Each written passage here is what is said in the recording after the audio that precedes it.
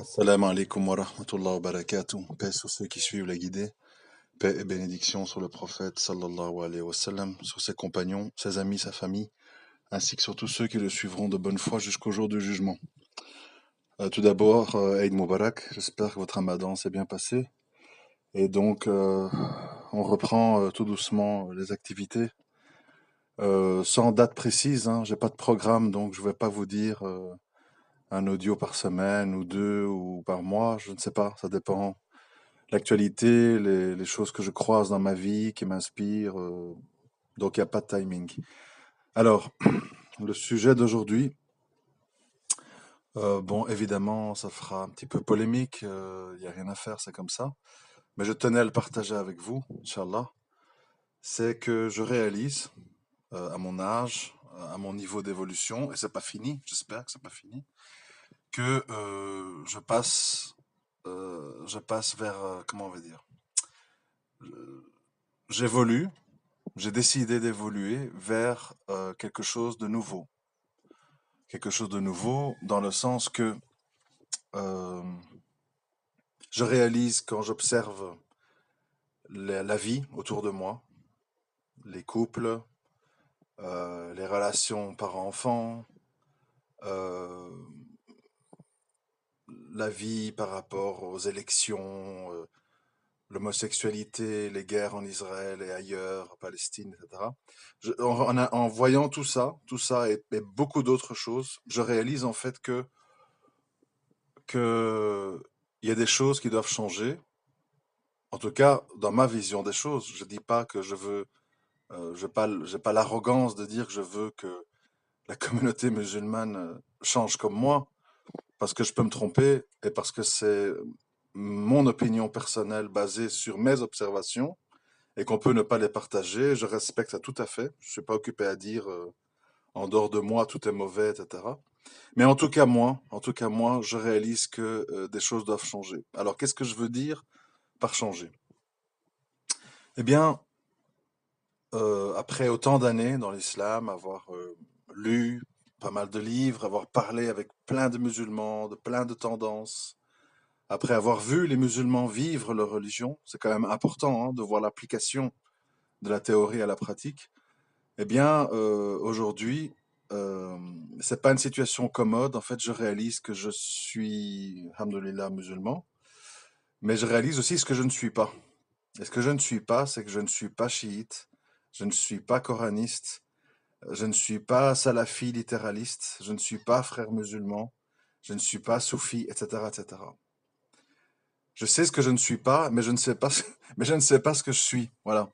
C'est-à-dire que malheureusement, à l'heure actuelle, je ne retrouve pas un groupe de personnes ou une tendance ou un cher précisément. Après, je peux pas connaître tout le monde, hein. Voilà, de ce que je vois et j'entends. Bien sûr, j'ai des affinités. J'entends des gens intéressants, c'est pas ça. Mais je réalise quand même que jusqu'à nouvel ordre, jusqu'à ma prochaine évolution, je réalise que pour le moment, je me sens étranger à pas mal, la plupart des musulmans qui appartiennent à diverses tendances. Alors étranger, pourquoi? Je vais vous le dire, parce qu'il faut être précis, ça sert à rien de dire étranger, c'est très flou. Étranger dans le sens que, selon ma compréhension des choses, je réalise qu'il y a énormément de laxisme et d'ignorance et de déviation, d'égarement, on va dire, dans des choses fondamentales, tawhid, des aveux, etc., etc. Al-Wala wal-Bara, enfin des choses, des piliers de la foi, parce que au final de cette affaire, c'est quand même la foi le plus important. Je crois qu'il y a beaucoup de gens, ils l'ont oublié. On parle tellement de barbe, de voile, de machin, de hadith faible, à moitié faible, trois quarts fort, que finalement on s'y perd et on finit à parler de est-ce que je peux raser ma moustache comme ci, comme ça, etc. Donc on s'y perd et on s'y perd dans les grands fondements de la religion, les grands préceptes, la, les, la force motrice initiale de la venue d'Islam, qui est le tawhid et le désaveu des fausses divinités, et la promotion du bien, la condamnation du blâmable. Donc moi, si vous voulez, je m'endurcis là-dessus, je me renforce dans l'idée que c'est ultra important, ultra décisif et ultra prioritaire. Mais d'un autre côté, c'est ça qui est compliqué, mais d'un autre côté, je réalise aussi que sur toute une série d'aspects techniques qu'on pourrait appeler la sunna, je réalise que euh, j'ai l'impression d'être dans l'erreur, d'être dans dans des réactions contre-productives quand je suis dans une lecture littéraliste et déconnectée de notre réalité. Alors bien sûr, je me rends bien compte que je dois illustrer ce que je dis, parce que sinon on va dire tu parles de quoi, ça dépend, etc. Bon. Eh bien, c'est à peu près sur tout, malheureusement. Surtout. Surtout, je réalise que nos sources sont importantes, sont une bonne base de réflexion, mais que si on ne fait pas un effort de contextualisation et d'une sorte de maslaha, comme on dit, mais dans le bon sens du terme. Moi, j'utilise pas maslaha pour vous inviter à faire à associer à Allah, ce qui est terrible. Maslaha dans le sens qu'à un moment donné, pour des points de détail, hein, pas des choses de la foi, pour des points de détail, si on n'est pas flexible, si on n'est pas contextualisant, si on n'est pas ouvert à certaines réflexions, on peut devenir vraiment, à mon avis, une sorte de barrage ou repoussoir euh, par rapport à l'islam. Alors, je pense à quoi? Ben, c'est à peu près à tout ce que vous pouvez imaginer, à tout ce que vous pouvez imaginer que j'aborde dans mes audios. Donc, si on rassemble tout ça, bon, ça demanderait beaucoup de temps, mais je crois vraiment qu'il y a beaucoup de sujets dans les hadiths, dans la sunna, qui sont des sujets, pour le coup, contextualisés, c'est-à-dire qu'ils collaient à l'époque, à la situation de l'époque. Et je vous rappelle qu'à l'époque, chaque fois je vous donne des exemples, mais malheureusement beaucoup de gens décrochent, n'entendent pas, et je vois bien que dans les commentaires après, ils n'ont pas écouté. Donc évidemment, c'est compliqué. Mais l'époque, je voudrais rappeler la vie de l'époque, c'est très important. La vie de l'époque, c'est que les musulmans vivaient, par exemple, dans une pièce. Ça veut dire, il y avait un coin pour dormir, un coin où cuisiner, une espèce d'endroit où on se lavait, où on faisait les grandes ablutions, etc. Et pour ce qui était les toilettes, les uriner, etc., il fallait aller à l'extérieur de la maison. C'est un paramètre important, parce qu'aujourd'hui, nous ne vivons pas comme ça. Alors, le problème, c'est que si on prend des références qui sont liées à ce mode de vie-là, avec un mode de vie à nous, malheureusement, on est à côté de la plaque. Aujourd'hui, la plupart des gens, même les plus primaires, les plus basiques, ils ont un hall d'entrée, ils ont un salon, et puis ils ont une cuisine, et ils ont une salle de bain, et ils ont une chambre, et chaque pièce ferme avec une porte, et nous avons les toilettes à l'intérieur de l'appartement, etc. Donc un autre contexte. Un autre contexte. Ça n'existait pas à l'époque comme ça d'avoir quatre cinq pièces, les toilettes à l'intérieur, etc., etc. Et donc, partant de ça, partant de ça, on peut comprendre qu'il y a toute une série de choses qui changent. Il y a toute une série de choses qui ne sont plus, euh, on est dans un autre contexte, tout simplement. On est dans un autre contexte. Et, et ça, c'est valable pour beaucoup d'autres choses. Les relations sexuelles hommes-femmes, euh, la façon, par exemple, les relations hommes-femmes. Bon, on en a parlé en long, en large, mais juste pour être précis.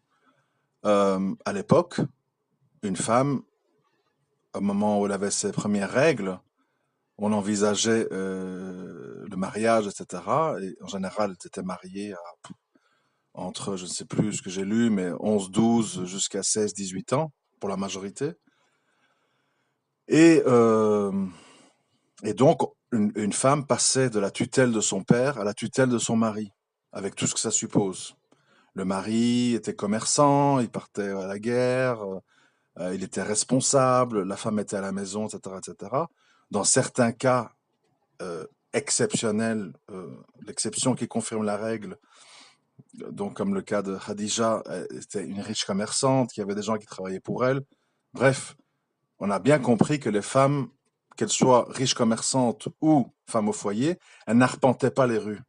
Elles n'arpentaient pas comme ça, à tourner comme on peut voir aujourd'hui, des musulmanes avec des voiles, avec des hijabs ou même des niqabs, qui sont dans les métros, les trams. Ah, Smahli, ma sœur, excuse-moi, je t'ai touché la poitrine, j'ai pas fait exprès. Tout le monde est là, en fait, on est dans la schizophrénie. Moi, si vous voulez, à mon âge en tout cas, d'abord, plus que jamais, la vie des autres m'est un peu égale. Hein, voilà, c'est pas le but de toutes mes démarches. Mais à mon âge, en fait, on veut de la sincérité. C'est-à-dire, on veut quelque chose qui tient la route. Moi, je n'ai plus du tout envie de proposer aux gens, ni à moi-même d'ailleurs, un islam où on dit ah, mashallah, ouais, ouais, t'as raison, ouais, ouais, ça, ah oui, c'est juste, c'est ça. Mais en fait, dans nos vies, c'est ouais, bon, c'est bien en théorie, on range ça au fond d'une armoire. Notre livre, Bukhari, prend la poussière. Il y a plein de trucs bien dedans, mais bon, j'ai lu, ça n'a plus rien à voir avec ma vie. Alors tout le monde fait semblant, hein, tout le monde fait semblant, mais plus personne ne vit comme ça. Ça n'a pas de sens. Ça n'a pas de sens. Il faut, moi j'implore, parce que c'est pas mon travail normalement, j'implore les imams, les savants, les prédicateurs, de vraiment prendre en main sérieusement la sunna par rapport à la façon dont on vit et venir avec des explications qui tiennent la route et qui ne nous précipitent pas dans un laxisme absolu non plus. Parce que sinon, ce qu'on gagne, on le perd ailleurs. Donc, pour revenir à l'histoire homme-femme, maintenant, nous avons des sœurs qui déambulent avec des voiles. Alors, en dessous, on voit un slim. Alors, on a réduit l'islam au voile. Et puis, à côté de ça, on se comporte comme un garçon manqué avec des vêtements moulants. Moi, je vois ça, tout ça autour de moi. C'est un non-sens. Je veux dire, moi, j'imagine les non-musulmans qui voient ce spectacle. Ils disent, mais qu'est-ce que c'est que cette histoire? Ils nous parlent de pudeur, mais euh, elle est là avec son voile ostentatoire. Et en dessous, c'est Rihanna, quoi. C'est quoi cette histoire?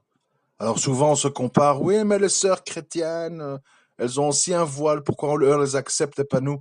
Ah, mais les sœurs chrétiennes, bon, moi j'en vois pas tous les jours parce qu'elles sont dans leur couvent, dans leur truc, mais les sœurs chrétiennes, elles sont habillées larges des pieds à la tête, elles sont humbles, elles baissent les yeux, etc., etc. Alors on sait, shirk, machin, truc, oui, mais en attendant, ils ont un comportement et une attitude de femmes qui craignent Dieu, qui sont pudiques, qui ils sont pas occupés à gueuler avec un portable dans un tram. Hey, hey, Zaina, t'as pas le nouveau MP3 de machin? Non, non. Alors, je vous dis à un moment donné, à force d'utiliser comme levier certaines grosses ficelles, et la barbe, et le pantacourt, et le hijab, et le machin, oui, mes choses, il faut que le tuteur, il ait dit que, à force de faire tout ce cinéma, en fait, on en vient à des gens complètement schizophréniques, qui deviennent des hypocrites, comme j'ai beaucoup connu, même à l'époque où je fréquentais des gens très radicaux, comme on dit. Quand on les connaît en privé, c'est des gens où il y a beaucoup de, la théorie ne colle pas comment on va dire, à leur vie intime. C'est-à-dire, en théorie, on est hyper strict, on est hyper carré. Euh, on faut se dire, on met la barre très haut. Et puis, quand vous connaissez les gens dans leur vie privée, il y a des dérapages, il y a des machins, il y a des joints qui tournent, il y a des petites fornications avant le mariage, etc. Bon, alors, si on veut tous faire semblant, c'est bien. Si on veut tous se mentir les uns les autres, c'est un choix. Moi, c'est pas le mien. Donc moi, mon choix, c'est d'essayer, évidemment, avec mes modestes moyens. Et je suis tellement attristé, je vous dis la vérité, hein, je suis tellement attristé. Quand j'entends, on me dit, écoute, ce frère, il a étudié 8 ans à Médine, il parle français, arabe couramment. Bon, à la base, on est un peu, voilà, on est, comment on dit, un peu estomaqué, on respecte, on est pressé d'écouter. Et puis j'écoute, je me retrouve devant un juge qui me répète ce qu'il y a dans les livres, avec aucune contextualisation, aucune, aucune, au point qu'on entend des horreurs. J'ai lu récemment sur un site, je crois néo-salafi, hein, voilà, il y a un gars très modeste qui vient et qui écrit voilà, hier je suis rentré chez moi, il pleuvait, j'ai trouvé un chien abandonné devant ma porte, il pleurait, je l'ai recueilli, je l'ai donné à manger, je l'ai lavé, maintenant il s'est attaché à nous, il est très gentil, il est propre, enfin voilà, un message comme ça très un peu naïf, hein, bon enfant, voilà. Et la réponse a été tragique, tragique. Le cher qui a fait la réponse a dit je vous incite à ne plus vous occuper de ce chien, à ne plus lui donner à manger, mettez-le en dehors de chez vous, et s'il reste devant votre porte, ne répondez pas à ses pleurs, il finira pour pas repartir dans les rues. Bon, vous imaginez le bazar, quoi. Vous imaginez, on lit ça à des gens un peu sensés, ils sont effondrés.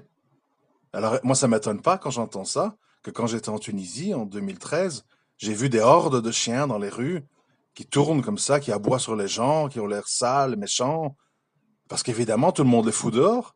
Et alors, les chiens, ils tournent, et puis quand il y en a trop, on appelle la police, et toute la nuit, vous entendez des tirs, on abat les chiens. Enfin, bref.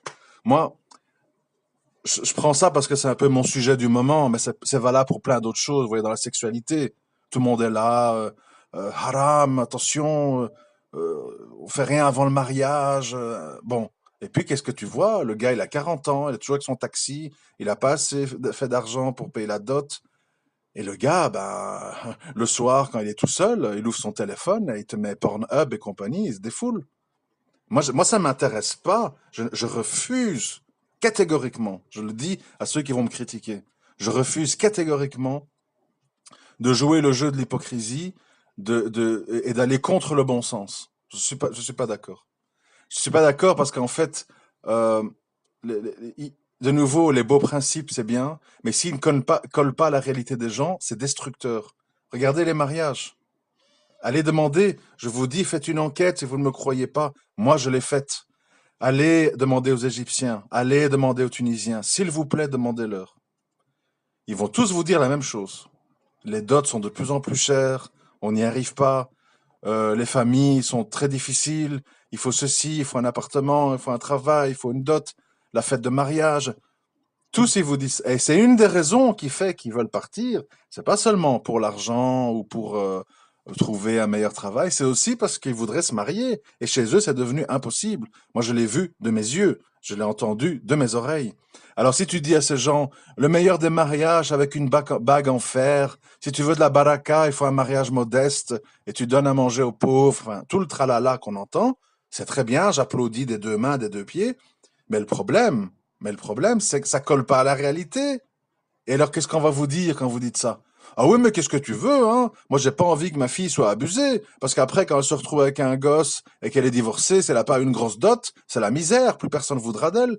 Et chacun construit son petit château, son petit microcosmos, dans lequel, finalement, on est loin des préceptes initiaux de l'islam. Et ça, c'est pas possible. C'est pas possible de continuer à jouer le jeu, de faire semblant que nous vivons dans un modèle de vie d'il y a 1400 ans, avec des hommes qui avaient de l'honneur, avec des hommes qui avaient 4 épouses, avec des hommes qui épousaient des veuves de Moujahidine ou des femmes divorcées, etc. Alors qu'aujourd'hui, n'importe quel petit gamin qui sort de son Nutella et de son jeu vidéo, il veut, et je veux une vierge, et je veux qu'elle ait pas d'enfant, et je veux qu'elle me respecte, et je veux qu'elle fasse bien à manger. Ils viennent tous avec des colonnes de conditions. Donc, si vous comprenez ce que je raconte, vous comprenez que nous sommes dans une autre dimension.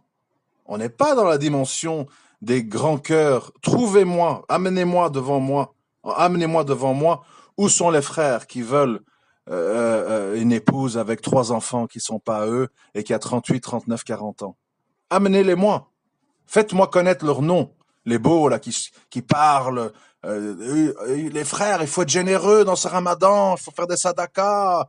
Hein? On vous dit pas, prends tes sœurs divorcées, veuves, qui sortent de prison, dont plus personne ne veut, même la famille crache dessus. On te dit, non, non, à boule le fric, je dois agrandir ma mosquée, c'est ça ta sadaka.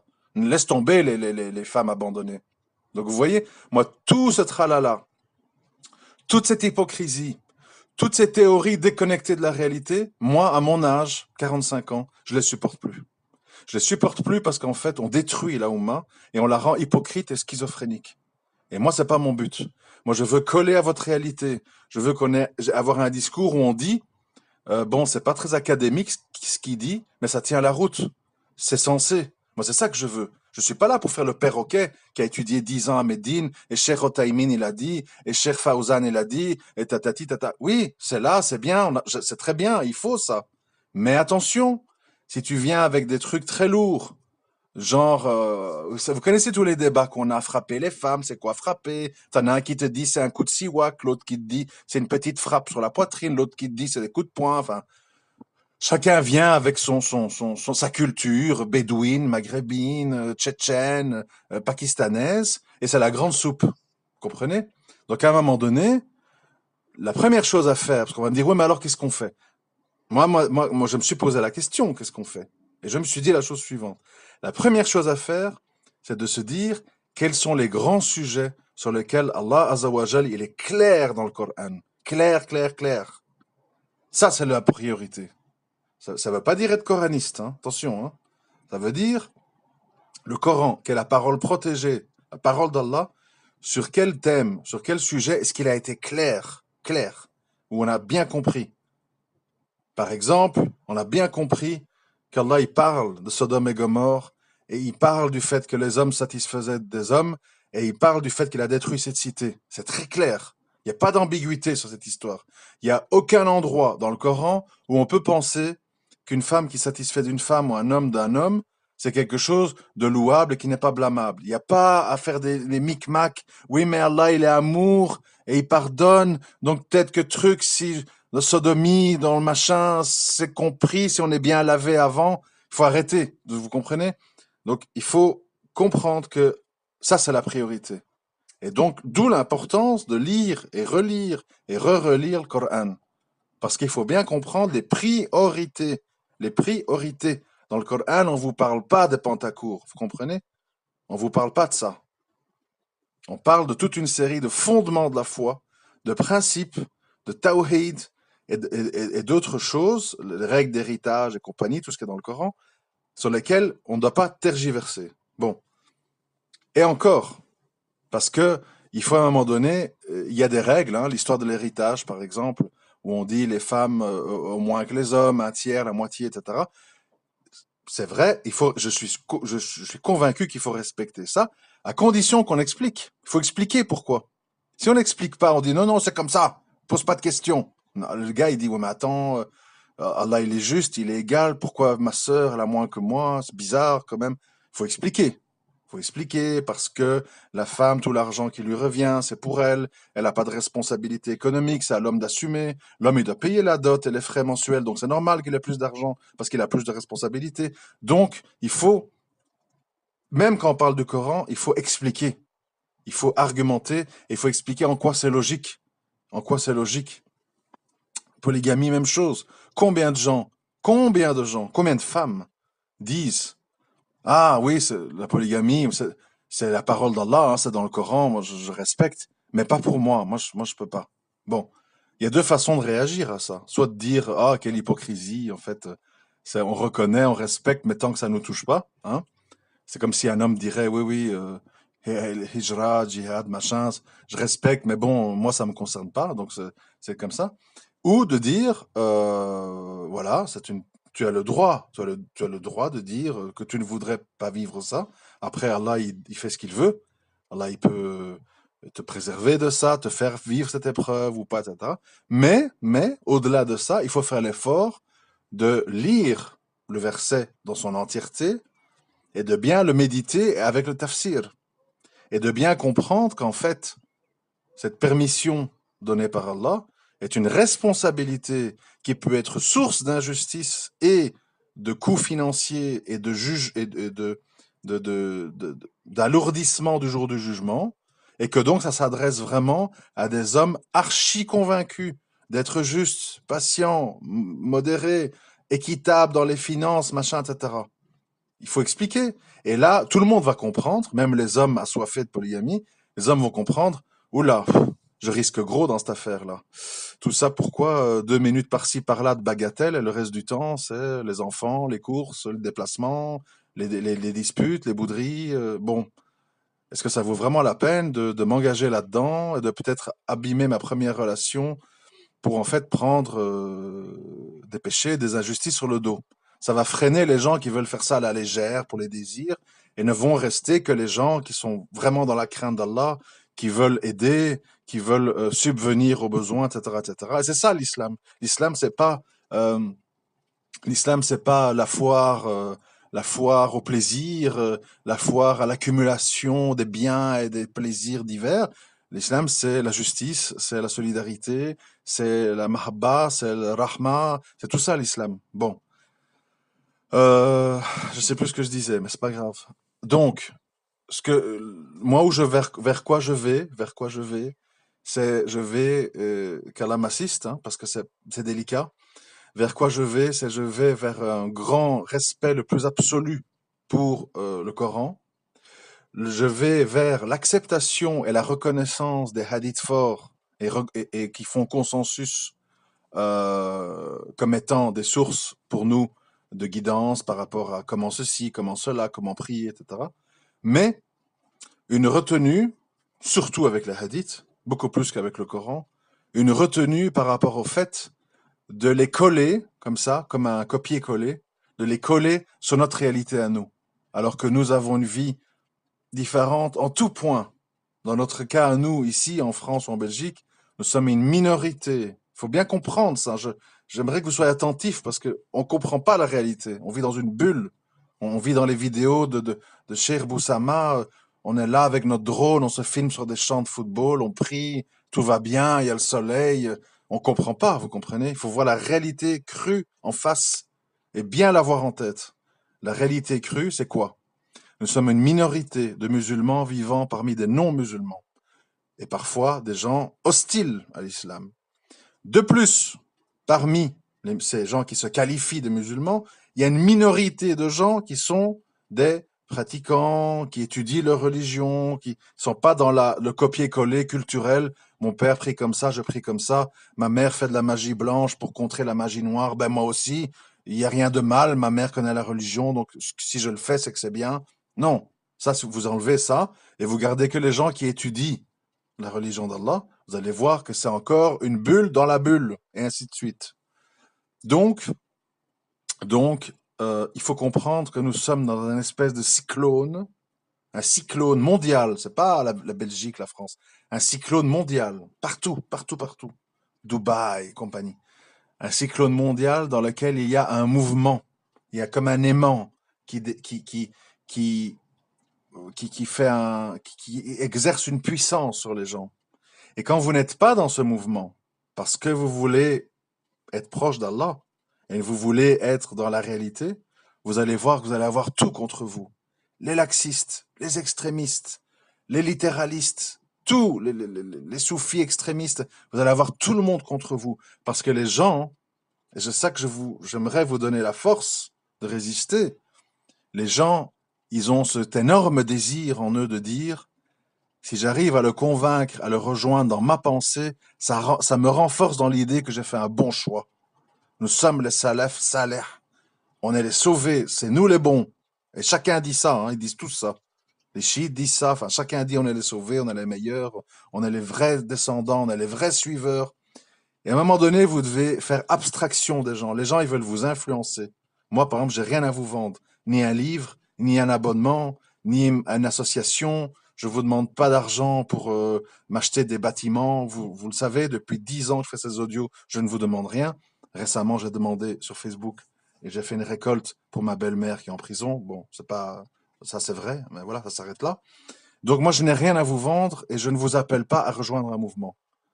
Je vous appelle simplement à dire, soyez des amis d'Allah, soyez proches d'Allah, en respectant scrupuleusement sa parole dans le Coran et en faisant les efforts nécessaires pour ne pas, à un moment donné, reproduire des habitudes bédouino-maghrébines qui sont complètement décalées par rapport à notre réalité. Et quand on dit ça, ça ne veut pas dire devenez laxiste, permettez tout. Ça veut dire, par exemple, je vous donne un exemple qui me vient à l'esprit, et j'en ai déjà parlé dans des audios. À un moment donné, vous devez admettre, à moins d'être de mauvaise foi, là on peut rien faire, que dans notre contexte européen, je souligne 3 fois, dans notre contexte européen, une femme en habaya niqab dans les rues attire beaucoup plus l'attention qu'une fille altermondialiste avec une queue de cheval, un chignon, qui regarde par terre et qui parle à personne. Ça, c'est la réalité. On ne peut pas nier.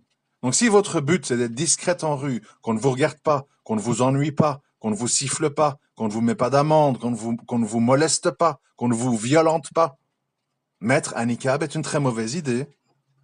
Si on s'en tient aux littéralistes saoudiens, ils vont pas comprendre. Oh mais non, le visage est une fitna, donc il faut cacher, et tant pis, le truc avant tout. Bon, alors que tout le monde sait que le meilleur endroit pour une personne, surtout qui provoque de la tentation, c'est son foyer, et qu'il faut sortir pour le minimum syndical, etc. C'est ça sur lequel il faut appuyer. Je l'ai souvent dit dans mes audios. Appuyer sur le mode de vie, la façon de parler, la façon de regarder. Combien de sœurs en niqab regardent dans les yeux? Combien de sœurs en niqab, elles emploient des gros mots ou elles gueulent? Alors on a raté le coche, on n'a pas compris. Et c'est pour ça que je voudrais à un moment donné qu'on comprenne les contextes. Les contextes. Rappelez-vous tout à l'heure quand je vous ai parlé de la pièce, qu'avant on vivait dans une pièce. Eh bien c'est tout à fait logique. C'est complètement logique qu'on dise que des musulmans qui ont chez eux un animal, comme un chien, etc., les anges ne rentrent pas, etc. Pourquoi? Ça coule de source. Imaginez l'époque. Imaginez l'époque. Les chiens sont dans les rues, ils bouffent les poubelles, ils sont sales, ils sont, comme on peut voir aujourd'hui dans le Maghreb d'ailleurs, donc on peut bien se représenter ça c'était comment. Ils aboient, machin, ils transportent des puces ou que sais-je, et on va dire, dans la pièce où je dors, où je mange, où je me lave et où je prie, j'ai un chien. Ça n'a pas de sens. Évidemment que c'est déconseillé. Évidemment que c'est pas bien. Évidemment qu'on va mettre l'accent sur le fait que les anges ne rentrent pas. Mais de nouveau, voyez votre contexte. Les gens ont des jardins, les gens ont des balcons, les gens ont 4, 5, 6 pièces, et ils ont parfois une pièce qui est dédiée à la prière, où il y a pas de bruit, d'ailleurs, moi, je vous conseille, hein, c'est pas une fatwa. Moi, je vous conseille, chien ou pas chien, animaux ou pas animaux. Moi, je conseille à tout le monde qui veut faire une prière un peu concentrée, un peu productive, un peu, qui apporte quelque chose, de ne pas prier devant Al Jazeera à fond, avec le gosse qui gueule, madame avec sa copine au téléphone dans la cuisine, et la hotte qui tourne à plein rendement, etc., et le téléphone qui sonne. Non, non. Ça, il n'y a pas de hadith là-dessus. Mais un peu de bon sens. Isolez-vous, mettez-vous au calme, mettez des bonnes odeurs, un endroit où aucun animal ne rentre, où il n'y a pas de chahut, où vous aurez un peu de temps. On a déjà, imaginez-vous, on a déjà que 5 moments dans la journée, 5 fois 5 minutes, 5 fois 10 minutes, ça dépend à quel rythme vous priez. Donc on a moins d'une heure par jour pour être proche d'Allah, sur 24 heures. Le reste du temps, c'est toilette, dormir, travail, machin, facture, télé, que sais-je. Et si cette heure-là, elle est mal exploitée et que vous la passez votre moment avec Allah dans les bruits, dans les cris, dans les sifflets, dans la télé, dans que sais-je, les chats, les chiens, les trucs, les oiseaux, les aquariums, ça tourne dans tous les sens, ça n'a pas de sens. Ça n'a pas de sens. On sonne à la porte, boum, le beau-frère qui rentre, la basilique, truc, ah, il prie, chut. Non, non. Mais qui vous dit ça? Qui vous parle de ce sujet? Pas grand monde. On va vous dire, attention, hein, prière à l'heure. Quand c'est l'heure, tu pries même au milieu de la boue, des cris et des puces. Tu vas pas postposer ta prière de 5-10 minutes pour être au calme. Non. Littéralisme, vous comprenez? Littéralisme. Et le littéralisme, ça crée des robots, ça crée des machines qui agissent sans réfléchir. Encore hier, je parlais avec un déménageur d'origine algérienne, pas très savant en religion, etc. Alors il me dit, ah oui, chez nous on dit que là où il y a un chien, les anges n'y rentrent pas. Hein. Ah, donc ça il a retenu. Et puis juste après, il dit, ah ouais, non, moi je cherche à me marier dans un mariage messiar. La femme reste chez elle, moi chez moi. Chacun sa facture, chacun son argent. Et juste on passe des bons moments ensemble dans le halal. Donc voilà. Donc le gars, en fait, il est modélisé sur le truc. Pour le mariage, je traficote, je bricole. Mais attention, pour le chien, haram, les anges rentrent pas, horreur, malheur. C'est pas sérieux tout ça, vous comprenez? C'est pas sérieux. Et si des gens un peu instruits, non musulmans, entendent tout ce cinéma, je peux vous dire qu'à un moment donné, on devient un sujet de moquerie.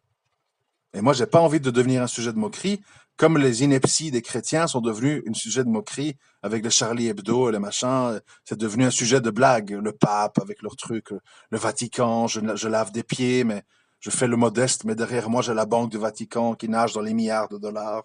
À un moment donné, on n'est pas crédible. Il faut être sérieux. Alors, si Dubaï, ils veulent pas être crédibles, c'est leur problème. Si l'Arabie Saoudite veut pas être crédible, c'est leur problème. Si l'Iran, ils veulent pas être crédible, c'est leur problème. Si la mosquée de Paris, et le truc CFCM et tout le bazar avec Oubrou et Qsen et compagnie, ils veulent pas être crédibles, c'est leur problème. Moi, en tant qu'individu, seul chez moi, j'aimerais bien être crédible et j'aimerais bien pas me raconter des histoires et croire à mes propres mensonges.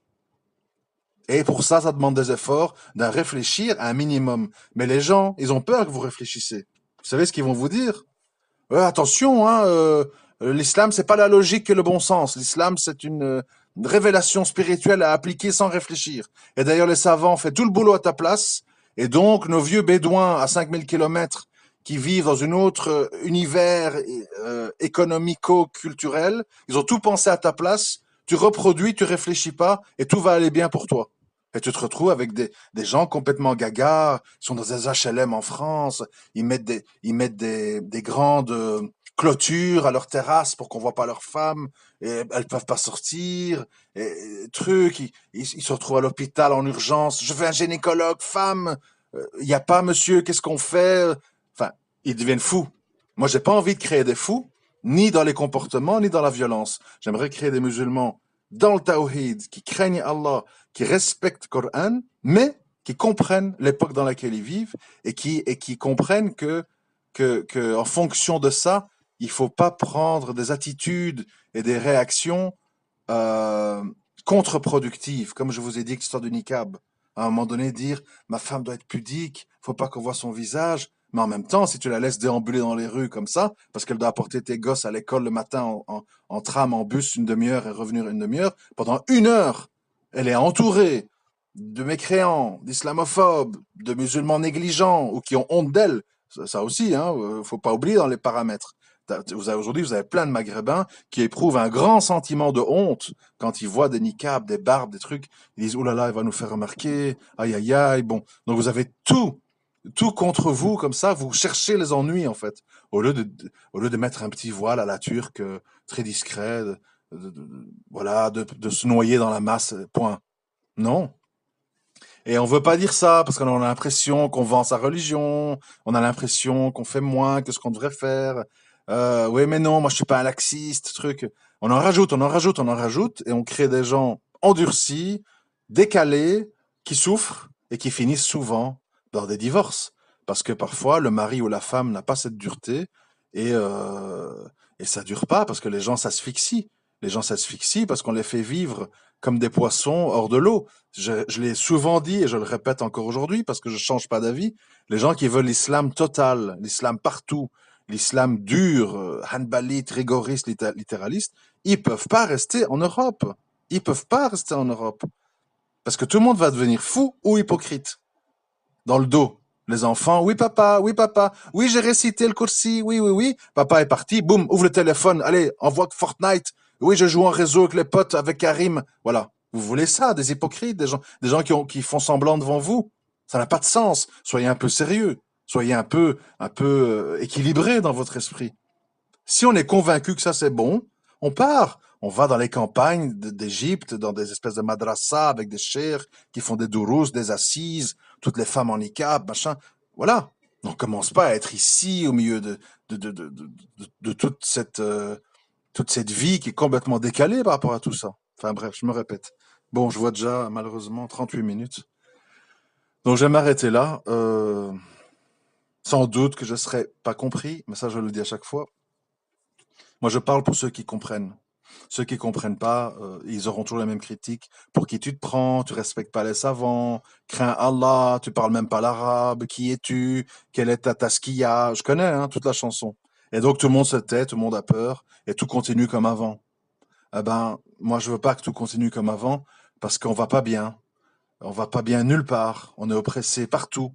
On est constructif nulle part. Et pourquoi? Parce qu'on veut pas voir la réalité en face. On veut se raconter des histoires, on veut être dans le littéralisme, et au final, tout ceci est contre-productif. Donc moi, c'est vrai que pour la suite de mon évolution, je souhaite un durcissement sur l'unicité divine et tout ce qui va avec, et je veux un assouplissement, entre guillemets, sur certaines choses qui demandent d'être contextualisées, sous peine d'être hors jeu, hors concours, est complètement, en fait, de l'hypocrisie pure. Voilà. Je vous remercie de m'avoir écouté. À très bientôt, Inch'Allah. Assalamu alaikum wa rahmatullahi wa barakatuh.